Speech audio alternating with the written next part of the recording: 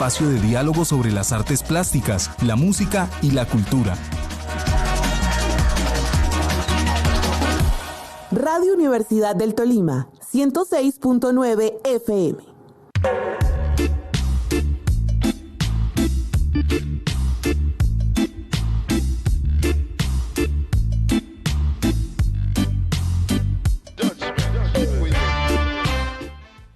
Hola amigos, muy buenas noches, como siempre en la 106.9 de la FM, Radio Universidad del Tolima, con Abstracto, el programa cultural del Museo de Arte del Tolima, que se emite los martes, como lo mencionaba, a las 6 de la tarde. Tenemos mucho que contarles de lo que está ocurriendo en el Museo de Arte del Tolima. Así es, muy buenas tardes para todos los oyentes de Abstracto. Los saludamos en este 15 de agosto con muy buenas noticias del arte, de la cultura, así que prográmense porque viene una agenda cultural inesperada. Bueno, pues iniciamos el semestre B de los 20 años del Museo de Arte del Tolima, inaugurando 4 maravillosas exposiciones, de las cuales les estaremos hablando a lo largo del programa.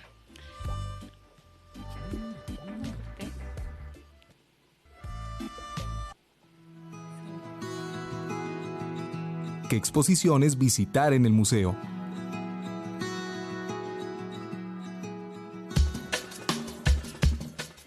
Continuando con la sección de saludos, Margaret, en este día tan agitado, porque pues es que estamos en vísperas de la inauguración de 4 exposiciones. Corre, tenaz. Sí, entonces un saludo primeramente pues para Sebastián Rivas, hoy nos acompaña también Alejandra Cavies y otros compañeros aquí en estudio. Gracias por estar ahí en el máster para hacer posible esta emisión. Recordar que este programa está bajo la dirección de María Margaret Bonilla Morales, en la locución e investigación Omaira Ramos, y bueno, como decía Margaret, estamos en vísperas, bueno, como decía yo también ahorita, la inauguración de 4 exposiciones, y ese es el motivo por el cual hoy tenemos aquí a nuestro invitado especial, el cual vamos a conocerlo porque también hace poco acaba de llegar de Bogotá. Entonces un espacio para conocer a nuestro artista, escultor, que también ustedes a través de las obras que van a encontrar allí en el museo le podrán conocer. Bienvenido, maestro Jesús Tibaduiza. Muchas gracias, muy buena noche para todos y es un placer estar acá hoy. Cerquita. Sí, señor, está el micrófono. Bueno, pues Jesús Tibaduiza es bogotano, lleva muchos años dedicado a la escultura, formado visual y estéticamente al lado de el escultor, el maestro Edgar Negret, desempeñándose como jefe de su taller desde el año de 1989. Yo pienso que eso es una maravilla, una delicia, Jesús, poder uno compartir parte de la vida y aprender tanto al lado de un maestro como el maestro Negret. Sí, realmente sí, para mí un privilegio. Llego allí como asistente de su taller, porque en un comienzo inclusive no era asistente de taller. Cuando yo llego siendo ayudante de construcción, porque el maestro siempre mantenía su casa en construcción. Entonces duro trabajando allí un año. Después de este año, el maestro me ofrece un puesto como asistente en su taller. Y comienzo a trabajar allí con él y me doy cuenta de este mundo tan maravilloso que es el arte. Y año tras año me voy como, llamémoslo así, como dicen los muchachos hoy en día, como engomando más con el tema artístico, viendo todas las posibilidades que tiene no solo a nivel nacional, sino internacional. Yo comienzo a viajar con él, a hacer montajes de sus obras en otros países y voy recorriendo el mundo. Y esto me voy nutriendo poco a poco y poco a poco voy empezando a formar mi propia propuesta artística. Duro mucho tiempo estudiando todo lo que es el arte moderno, porque es el que me interesa a mí, y comienzo en el 2014 mi propia propuesta. Esas propuestas las fue compartiendo con el maestro Negret. Sí, yo en un comienzo comencé con lo de la pintura, porque yo en la parte del taller de él me dediqué fue a la cuestión de pintura. Ensamblaba también porque realmente éramos ensambladores de ideas. Ensamblaba, pero realmente me perfeccioné en la pintura. Y a él le gustaba mucho como yo acomodaba digamos, las piezas, sobre todo para la época del 90, que él llega de México e incorpora unos colores en sus obras, entonces había que desarmar las obras, porque en un momento sus obras del 70 al 90 fueron monocromas, pero ya estando en México retoma colores como el verde y el magenta que los incorpora a la obra, entonces las obras había que desarmarlas, esto ya era un rompecabezas. Entonces yo empiezo a jugar con esas figuras y a él le gustaba mucho, decía que eran muy buenos cuadros, de hecho seleccionó varios para él. Pero interesantísimo ese punto porque es una escuela que le fue generando no solamente un aprendizaje, sino también desarrollando profundamente la creatividad, ¿no?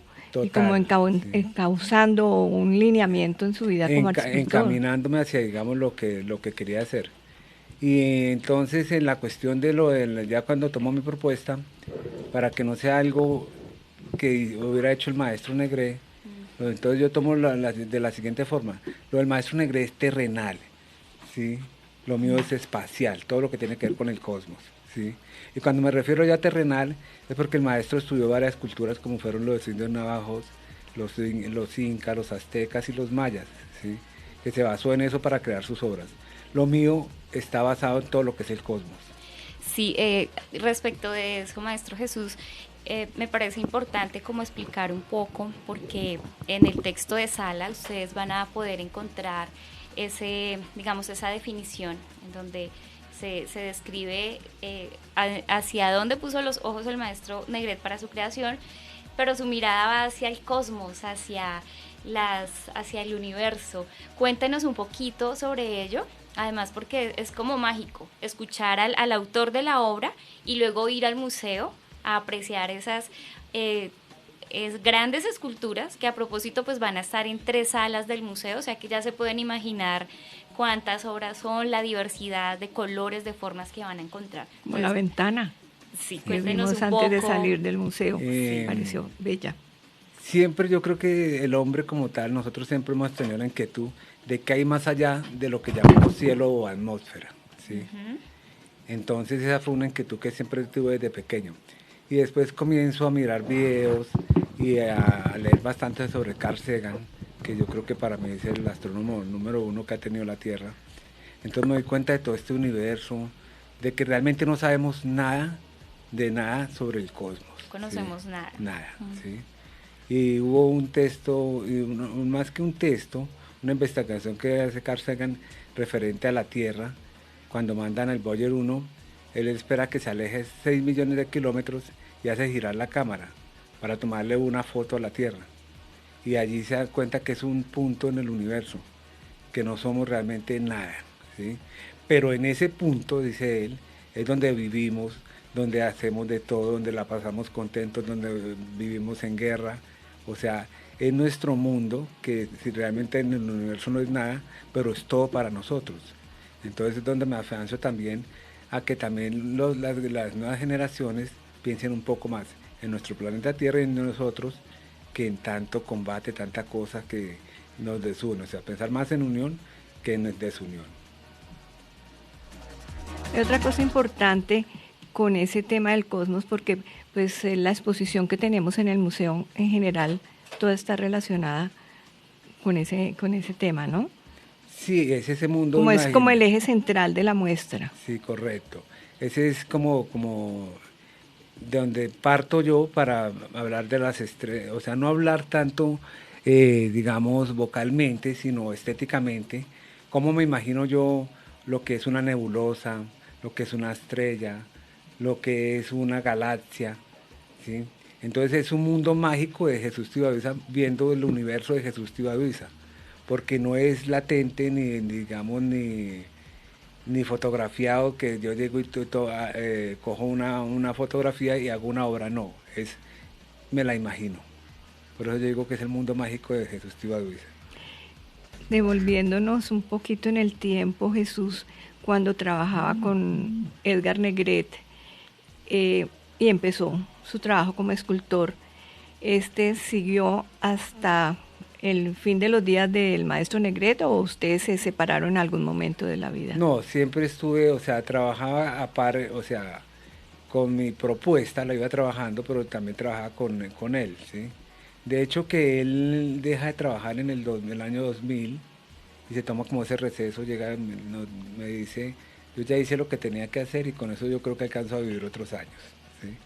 Pero entonces lo de la creación paró, pero entonces yo me hice cargo del taller. ¿En qué sentido? En las restauraciones, porque la obra del maestro Negré, como la mía, está creada para restaurar, o sea, para que esté vigente, que si de pronto la dejaron golpear, como pasa de pronto con los lienzos que lo rayan, entonces hasta ahí fue el lienzo, porque ya no queda igual. En cambio en esto se puede restaurar en su totalidad, o si ha pasado mucho tiempo y la pintura se deteriora, se vuelve a pintar. Que casualmente él me contó lo de la pintura de él, que por eso también incorporo la pintura a mi obra. Él estando en Nueva York, estaba muy cerca al puerto, y él me contaba que cuando llegaba allí los barcos, en ese momento estamos hablando del 45, 50, llegaban vueltos nada porque los trayectos eran de mucho tiempo, pero entraban al taller de pintura y decía, salían nuevos, cobraban vida. Y eso es lo que pasa con las esculturas, tanto él como la mía, ¿sí? Cuando se quiera, que están deterioradas, se pueden pintar y vuelven a cobrar vida. Hay artistas, hay escultores, por ejemplo, Ramírez Villamizar, que muchas de sus piezas son sin pintar, se oxidan, y el artista le gusta que se oxide. ¿Por qué razón hay preferencia a veces hacia eso? Y al oxidarse una pieza, pues uno considera, de acuerdo a lo que ve con otros elementos también, por ejemplo en hierro, que al irse oxidando se van deteriorando. En el caso de ustedes, los escultores, cuando deciden que se oxide, no hay como... Es algo que va muy ligado... Como que sea perenne la obra. Sí, no, es algo que va muy ligado, digamos, a la creación que tiene cada artista, ¿sí? De hecho, que en el caso mío fui muy afortunado porque estuve muy cerca de todos estos grandes artistas como fue Ramírez Villamizar, Mansur, Carlos Rojas, todos los, digamos, élites del momento. Tuve la oportunidad de estar en todos los talleres, entonces me di el gusto de conocer todos los materiales que utilizaban. Y me quedo con digamos, en el caso mío, el aluminio, que es el metal más noble que puede haber, ¿sí? El metal de Ramírez Villamizar, el hierro. Y en una charla que tuvimos, él decía, me encanta cómo va envejeciendo, que igualmente tiene la posibilidad de reemplazar las piezas, ¿sí? Existen ácidos que lo colocan, digamos, al punto de óxido que el artista quiera, que eso era lo que hacía él. Entonces yo me quedo con el aluminio. ¿Por qué? Porque el aluminio se vuelve como plastilina en las manos. Él se deja doblar. No se necesita de un gran taller para trabajar el aluminio. De hecho, que la gente va al taller, a mi estudio, y son simplemente 2 tubos para curvar y unas, digamos, 2 prensas para hacer los giros y los dobleces. Entonces, no solo se vuelve escultura, sino también un trabajo artesanal. Se está haciendo una doble función. Debe ser muy agradable, ¿no? Sí, no, es rico.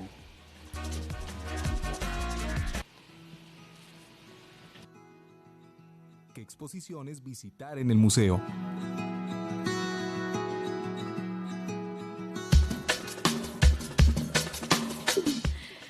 Continuando nuestro diálogo sobre las exposiciones, y recordarles a todos ustedes que mañana miércoles 16 a las 7:30 de la noche tienen una cita en el Museo de Arte del Tolima. 4 exposiciones vamos a abrir. Una de ellas es de nuestro artista invitado, el maestro Jesús Tibaduiza.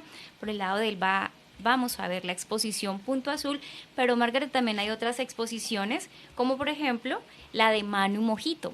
La misma pero otra. ¿Qué podemos contarle a los oyentes de esta exposición? Bueno, pues Manu Mojito ya estuvo el año pasado en Ibagué. Salón Nacional. Sí, fue uno de los artistas del 46 Salón Nacional. El museo pues fue sede principal de ese salón, y en una de las salas tuvimos una obra de Manu Mojito. Él es bogotano, nacido en el año de 1988. Su nombre es Manuel Alejandro Parra Sepúlveda, pero su nombre artístico es Manu Mojito.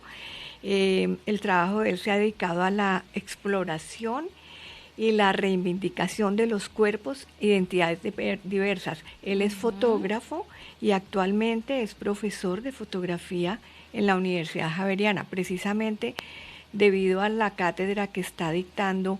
Mañana no nos puede acompañar en la inauguración. No. Él estaba muy entusiasmado con venir a la muestra, pero bueno, Lo tendremos aquí en los micrófonos de próximamente de en estos Abstracto de micrófonos, Radio sí. Universidad del Tolima, sí señora. Él, por ejemplo, trabaja desde la creación, proyectos, espacios, como lo mencioné ahora, la fotografía, el video y el performance. Hace un trabajo integral muy, muy interesante.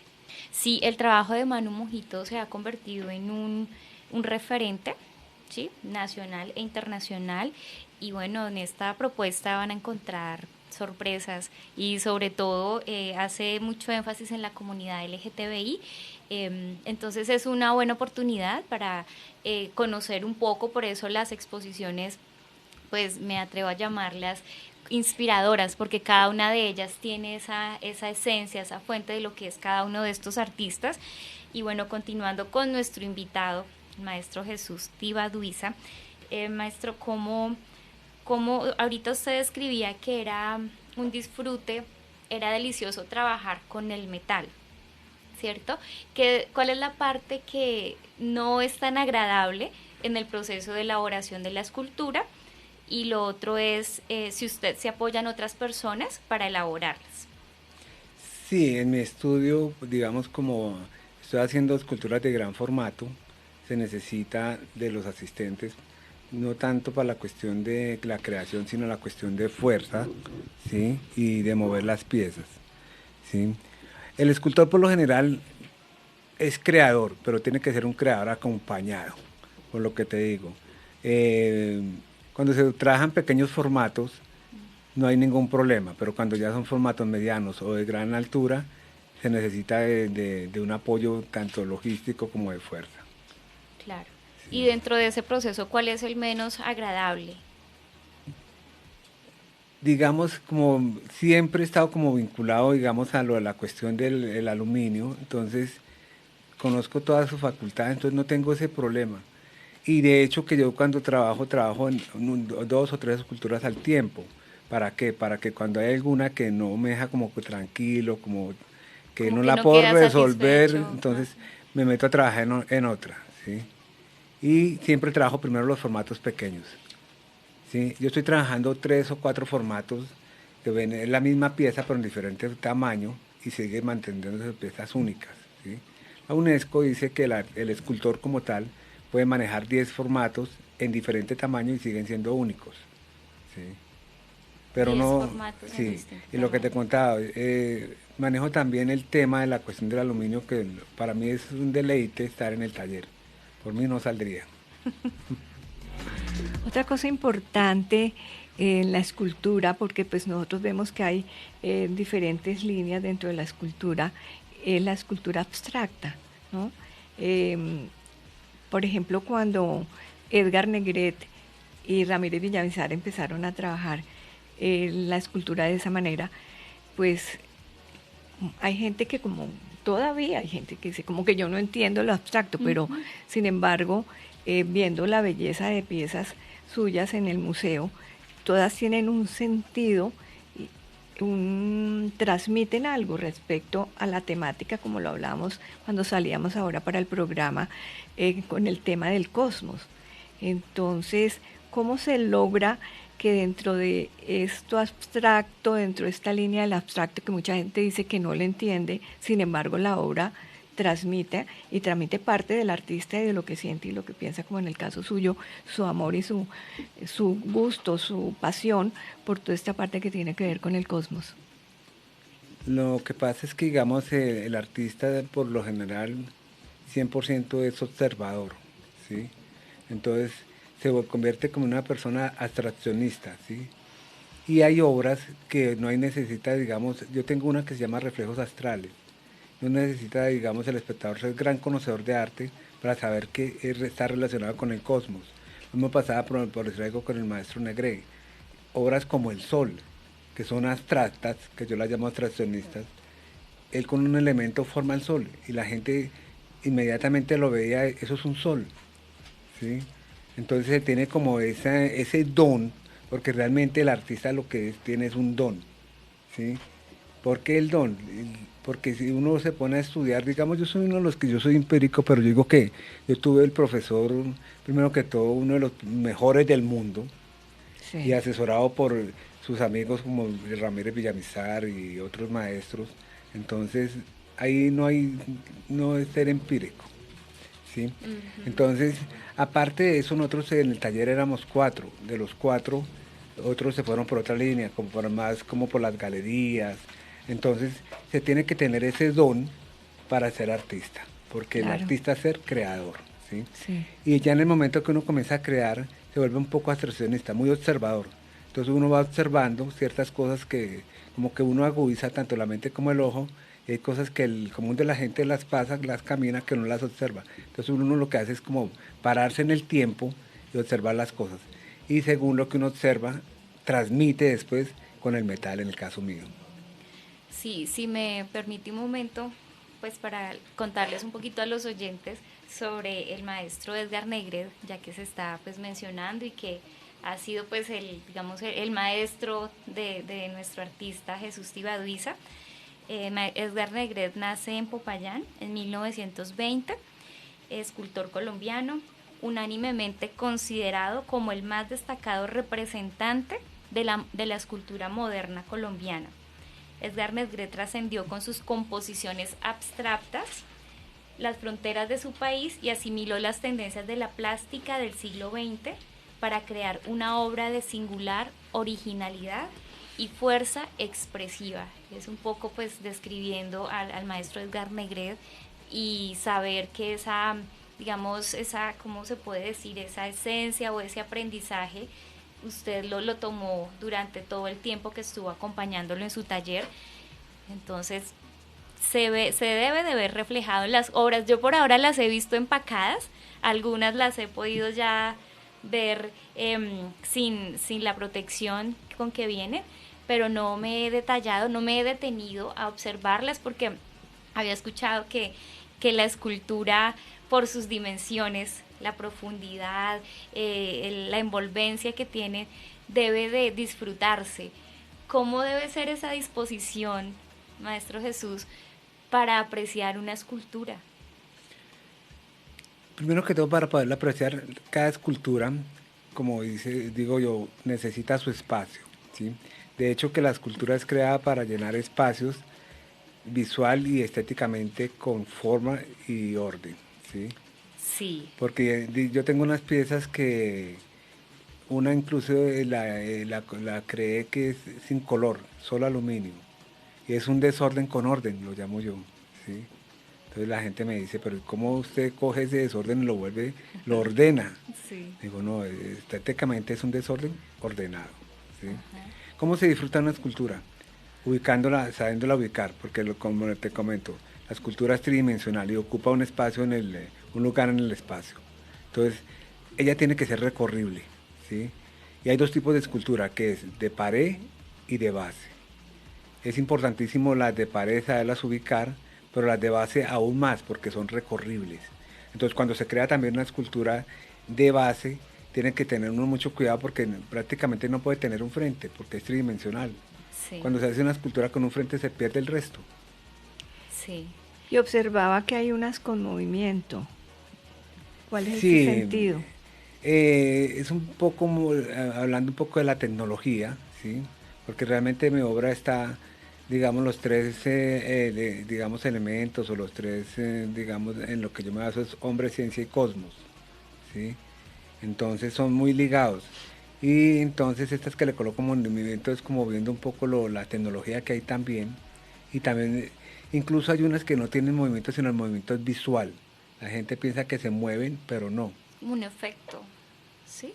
Sí.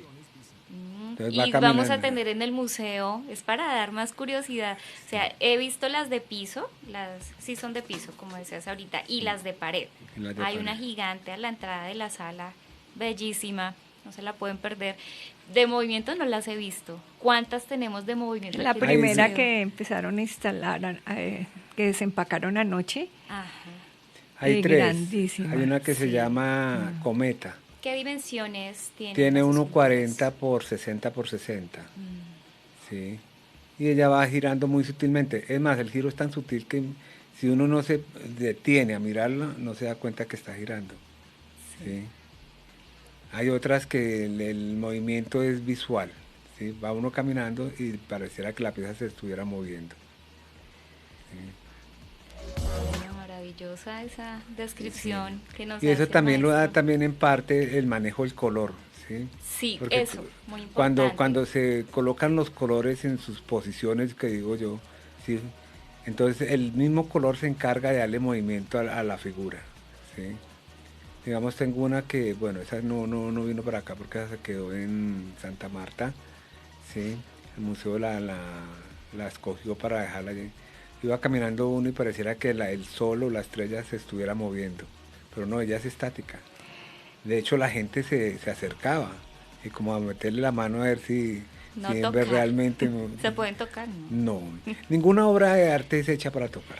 Sí, ¿podrías aclarar un poco eso? Porque pues siempre la curiosidad del visitante es querer también tener la experiencia del tacto. Sí, porque las obras de arte, digamos, dan como esa curiosidad, como le llaman usted, de como de tocarlas. Mucha gente Sí. quiere saber de qué material son, o los cuadros los quieren tocar. Siempre eso, pero eso para mí es más falta de cultura, sí, que cualquier otra cosa. Ahí viene una pieza que es muy linda, que es una pieza para espacio abierto. Yo la tuve en Santa Marta. No sé qué pasó, que dicen que uno de los niños que fueron a visitarla se colgó y pues viene agachada. ¿Sí? Pero eso pues, y hablamos, digamos, con el curador de Santa Marta, era complicado porque ellos llevan grupos de niños y controlar 20, 30 niños, imposible. Sí, muy complicado. Nosotros De hecho, que incluso ya lo muchos hemos adultos visto. lo hacen. Ajá. Le meten la mano y yo alguna vez estaba en Biarritz, en Europa, estábamos allá montando una exposición y llegó una persona, pues dicen que los europeos son más cultos que nosotros, pero por todo lado hay, y cogió con un esfero y la rayó la pieza, que para saber qué era, con qué estaba hecha, imagínense. Y eso ocurre en todas partes. En todas partes del mundo. Sí. Sí, y cuando eso ocurre, pues, digamos, en ese caso, la pieza se restaura inmediatamente, como las personas que vienen a instalarlas, o sea, en este caso, si usted ha venido con un equipo de trabajo Correcto. a instalar, cuando llega a pasar eso, hay que esperar, se retira la obra, no, puede en quedar el ahí. momento, si el daño no es grave, se hace un retoque, ¿sí? Claro que a veces, como el tema es pintura, nunca uno puede dar con el mismo tono, lo que hace es disimular un poco, para cuando vuelva al taller se restaura nuevamente, o sea, queda otra vez como nueva. Pues en el caso de la obra mía, ¿no? Porque hay obras, lo que estábamos hablando, hay obras que, según el material, si se daña el material, ya son irreemplazables. Y otra cosa, con el color, hablando del color, ese color, pues los colores que vi en las piezas son maravillosos. Hay el azul, el amarillo, el verde. Entonces esos tonos o esos colores específicamente los selecciona Jesús en cada pieza de acuerdo a qué. Por ejemplo, la de la ventana tiene amarillo y negro. Amarillo y negro, que esta es una pieza que da la sensación de que como si se pasara de una galaxia a otra, ¿sí? Y hay mucha gente que le manda la mano para ver si es que hay algo atrás, ¿sí? Los colores los escojo según, digamos, el tema y el nombre que le doy a las obras, porque en el caso mío no les coloco títulos, sino nombres a cada obra, ¿sí? Entonces, según el nombre que les doy a la obra, si es una galaxia, por ejemplo, la galaxia Andrómeda la coloqué toda amarilla con ciertos punticos azules, ¿sí? Esta ventana astral le coloqué el amarillo central como si fuera el sol, y más atrás trae un color magenta, y adelante trae un negro para darle profundidad, y es como la forma que yo veo, o sea, les comentaba que el hombre, digamos, ha estado con esa curiosidad que ha hecho satélites en cantidades. Ahorita está el James, que manda información todos los días, y todos los días manda colores diferentes. De hecho, yo cuando comencé mis obras, yo mismo preparo los tonos. Yo no me guío por paleta de color, yo hago los colores.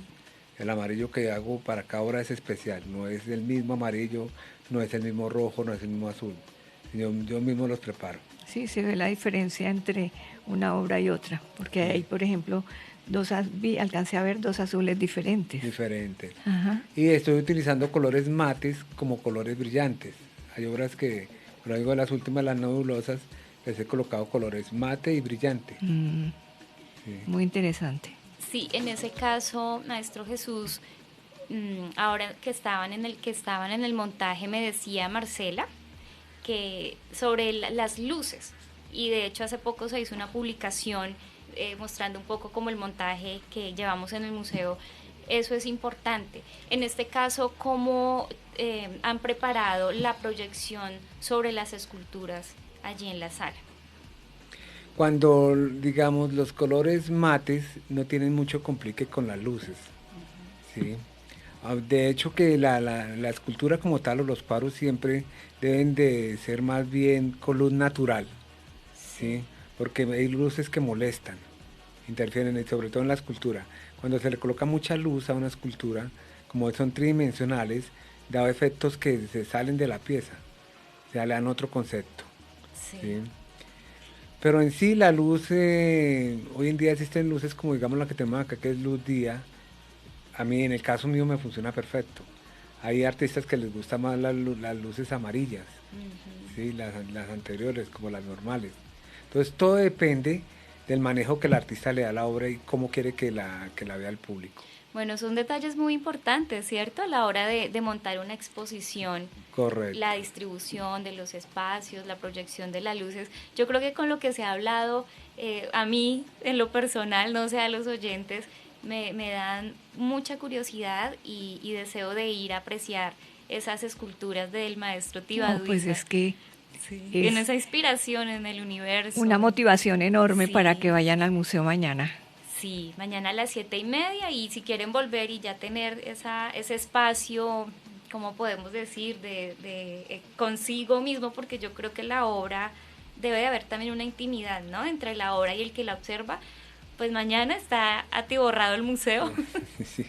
Pero allí la ventaja de ir mañana es que van a estar 3 de los artistas que inauguran las exposiciones. Un saludo a Manu Mujito, que no estará, pero lo tendremos acá, y que también pues van a poder interactuar con ellos. Entonces el maestro Jesús viaja a Bogotá, vino exclusivamente a eso, entonces qué bueno que eso es una maravilla que el público tenga esa posibilidad de interactuar con los artistas de la mano directa de la obra de cada uno. Y eso lo enriquece a uno como artista. ¿En qué sentido?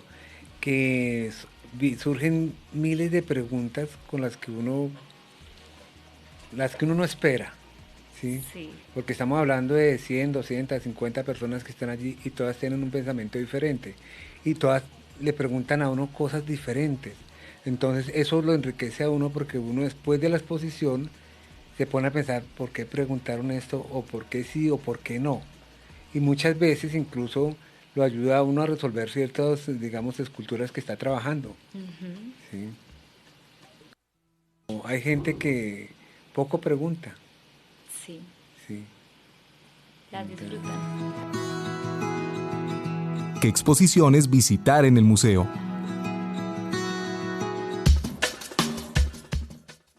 Lo de... Hicimos un pequeño corte porque continuamos hablando de las exposiciones que vienen para el Museo de Arte. Después de cerrar 2 muestras internacionales, abrimos este mes de agosto, este segundo semestre, con esta variedad de obras, de temas, de colores, de formas, de tamaños, y una de ellas, Margaret, creo que no las habíamos mencionado, pero dentro de esa programación se presentan 2 exposiciones que fueron mencionadas dentro de la convocatoria Museo -40, ¿sí? Entonces tenemos a 2 artistas. Es una convocatoria para recordarle a los oyentes. El museo por primera vez realizó una convocatoria para artistas entre los 18 y los 39 años. Por eso se llamó -40. Entonces, pues la idea era que muchos artistas tolimenses participaran de esa convocatoria, o no tolimenses, que llevaran un tiempo ya viviendo acá en la ciudad, 3, 4 años.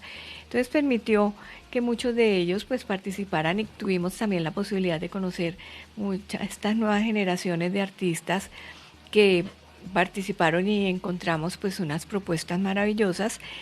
En esa convocatoria se dieron 2 premios, un primero y un segundo premio, pero también unas menciones, porque consideramos que realmente los trabajos de ellos eran el comité curatorial del museo, que estuvo pues muy pendiente de las obras seleccionadas o de las propuestas seleccionadas de estos artistas que participaron en la convocatoria de -40, pues vio que realmente valía la pena, aparte de los 2 ganadores, que hubiese 2 menciones, y entonces eso que ganó el artista está la posibilidad de exponer una individual en el Museo de Arte del Tolima.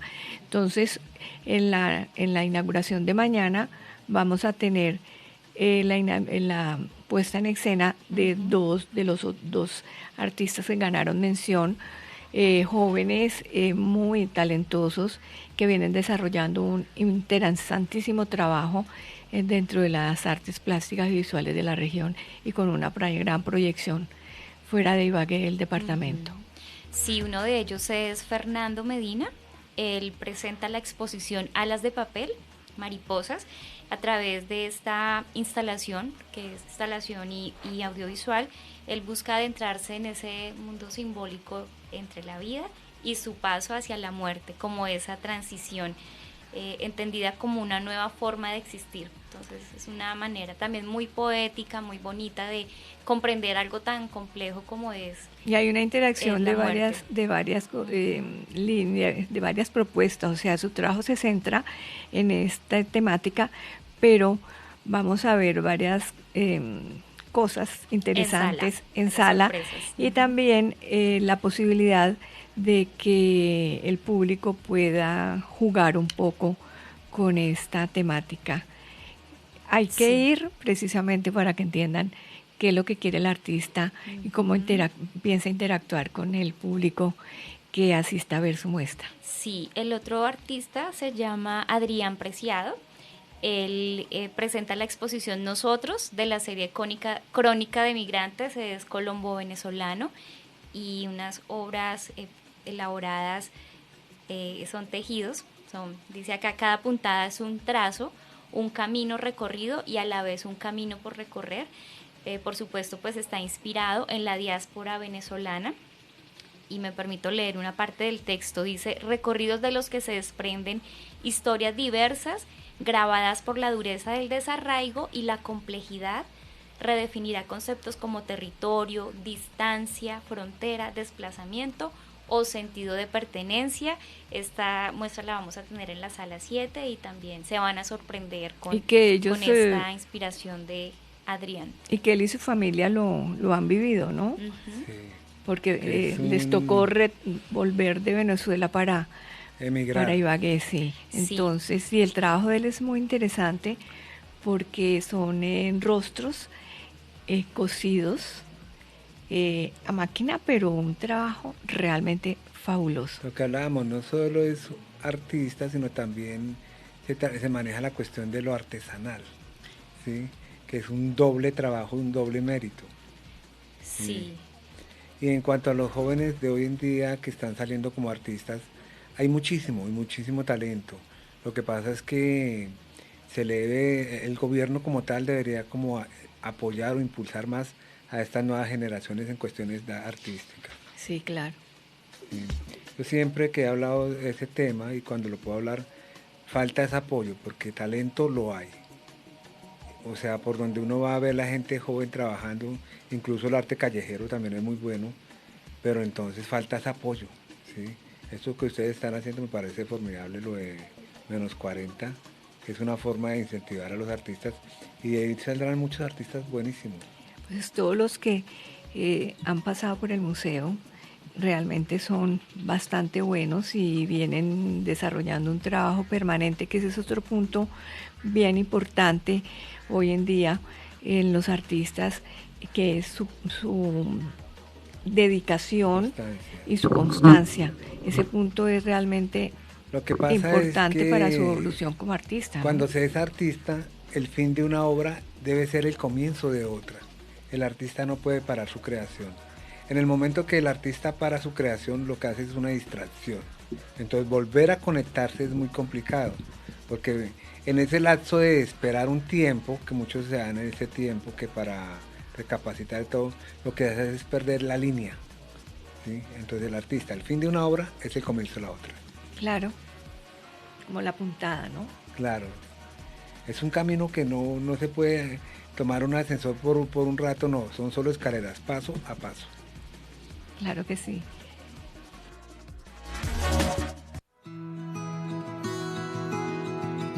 ¿Qué exposiciones visitar en el museo? Esta es la música en abstracto.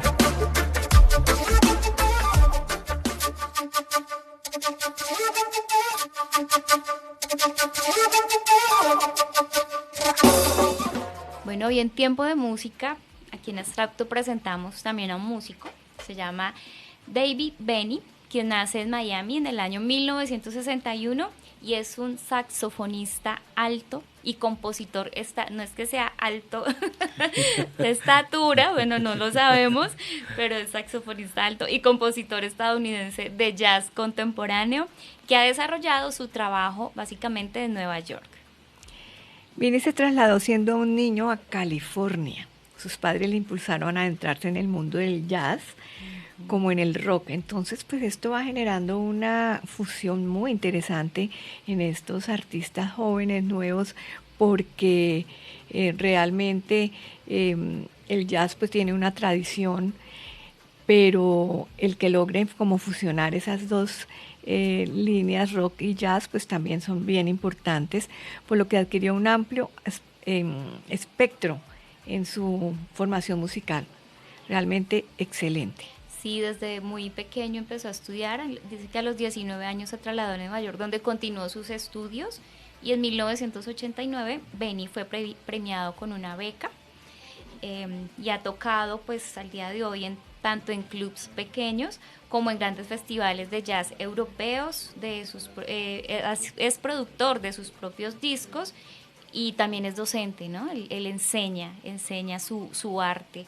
Entonces creo que cuando el artista también enseña, ahí se complementa y creo yo que se fundamenta, ¿no? Aprende más. Es una exigencia enorme, ¿no? Es que realmente la educación, digamos, pienso yo, es para todos, ¿sí? Y el deber de uno que tenga algún conocimiento, el deber de uno es transmitirlo. ¿Sí? Transmitir. Muchos artistas piensan que el contar cómo hacen sus obras, cómo las pintan, cómo las realizan, creen que es que los van a copiar. No, el artista, vuelvo y repito, el artista es un creador y eso no se copia nunca, ¿sí? Y en cambio esa información que uno tiene le puede servir a nuevos artistas. ¿Por qué? Porque en el caso de este músico está funcionando dos tipos de música diferentes, pero que él con su digamos, manejo de música lo logra y hace otra cosa muy diferente, que es ni jazz ni es el otro tema rock. Es un nuevo género. Bueno, vamos a escucharlo.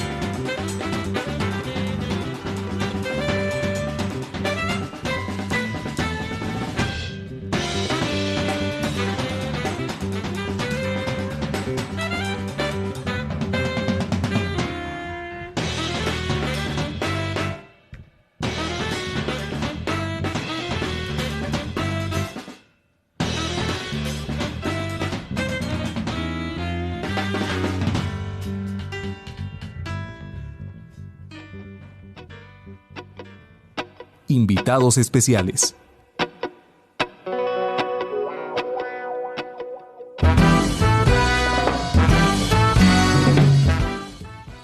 Bueno, después de disfrutar de esta mágica melodía, porque la verdad aquí en estudio la disfrutamos muchísimo. Sí. Maestro, ¿por qué la exposición se titula Punto Azul? Es un documental que hace Carl Sagan, ¿sí?, sobre cómo ve el planeta Tierra, que realmente es un punto de polvo en el cosmos. Entonces de ahí parte todo. Entonces por eso le coloco un punto azul. Bueno, ya sabemos por qué se llama así la exposición, y hablábamos ahorita de cuántas esculturas van a poder encontrar las personas en 3 salas, ¿no? Las tres salas del museo, sí. En total van a ser 25 esculturas. Sí. Todas, algunas coinciden con el nombre, porque no les coloco título sino nombre, pero son totalmente diferentes una a la otra. Nada tiene que ver una escultura con la otra. Sí. ¿Sí? Son mundos diferentes, les llamo yo.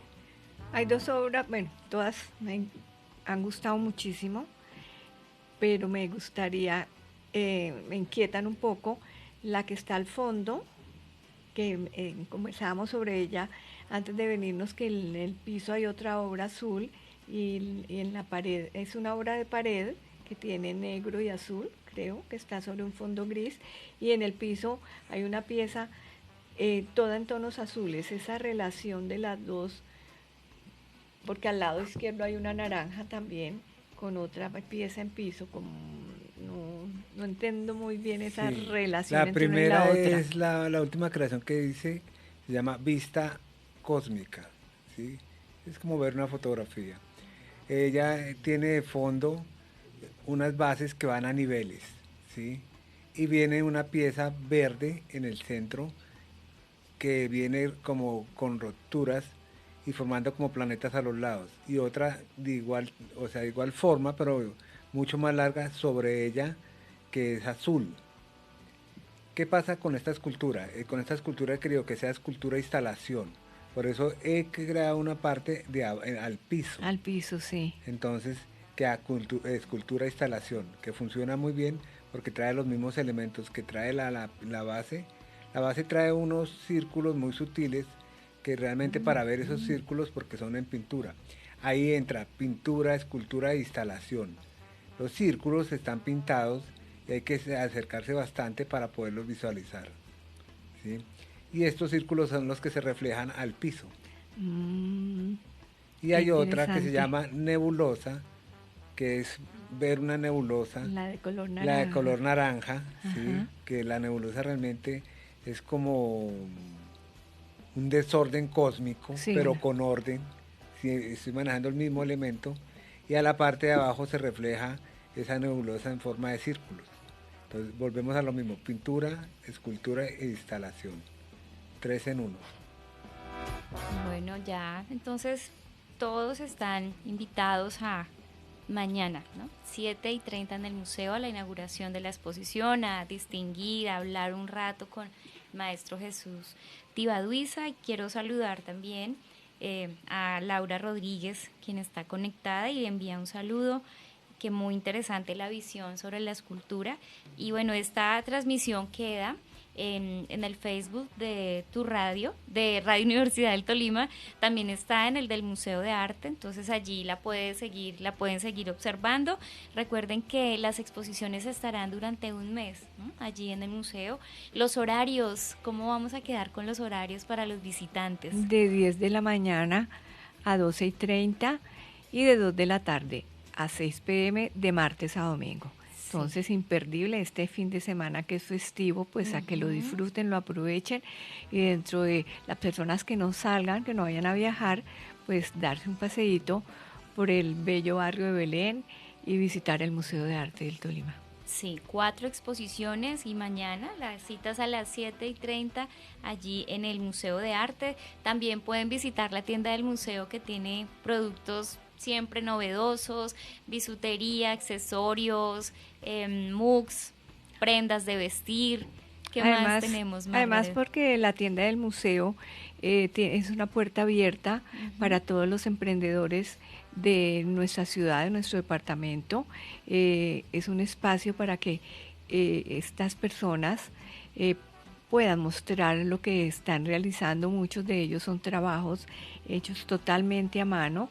En algunas ocasiones pues se utiliza un poco la parte técnica por la elaboración del producto, pero hay mucho trabajo artesanal, mucho trabajo manual y mucha creatividad y un gran sentido artístico que tienen todas estas personas, todos estos emprendedores que tienen sus productos en la tienda del Museo de Arte del Tolima y que pues están a la oferta, a la venta para que todas las personas, aparte de apoyar estos emprendedores, también puedan hacer un regalo muy auténtico, diferente de pronto a lo que uno puede encontrar comercialmente. Sí, bueno, esta ha sido toda la emisión de Abstracto el día de hoy. Seguimos en corre con las exposiciones, tratando de difundir, de llevar esta información por los medios. Hoy estuvimos en una emisora, Caracol Radio, con uno de los artistas. Mañana tenemos otra cita y así estamos, como decía también el maestro Jesús, dando pues a conocer a los distintos artistas que tenemos no solo en la ciudad, sino en Colombia. Gracias, maestro Jesús, por aceptar la invitación, por acompañarnos a Abstracto. Yo sé que quedaron muchas cosas por decir, pero bueno, invitación de parte del artista y también cierre del programa en esta emisión. No, a ustedes muchas gracias por la invitación. A todos les digo que si me quieren acompañar para que se den un paseo por el cosmos de Jesús Tibaduiza, los espero mañana a 7:30 en el Museo. Excelente. Gracias, hasta pronto. Jesús. Bueno, buena noche.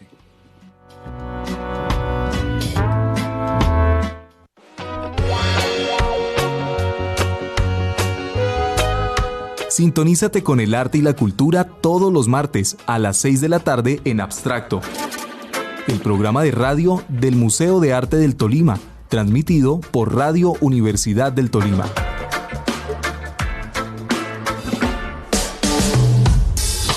Encuéntranos en la Play Store como Radio Universidad del Tolima y llévanos en tu bolsillo a cualquier lugar.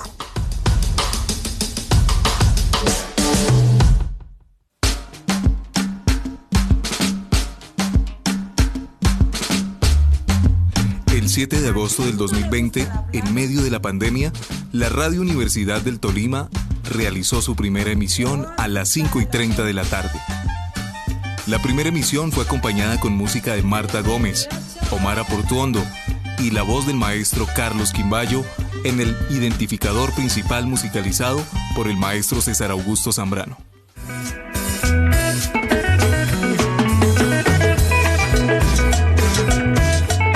Hoy son 3 años en los que el ejercicio por la difusión de la ciencia, la creación de espacios para las culturas y el escenario para la creación de públicos diversos ha logrado impactar la cotidianidad de las ondas hertzianas en la ciudad. Una propuesta con músicas independientes, con artistas ibaguereños, una emisora para unir nuestras historias y sonidos. Celebramos 3 años de emisión. Gracias por sintonizar la radio universitaria, las voces de la ciudadanía, la imaginación sonora.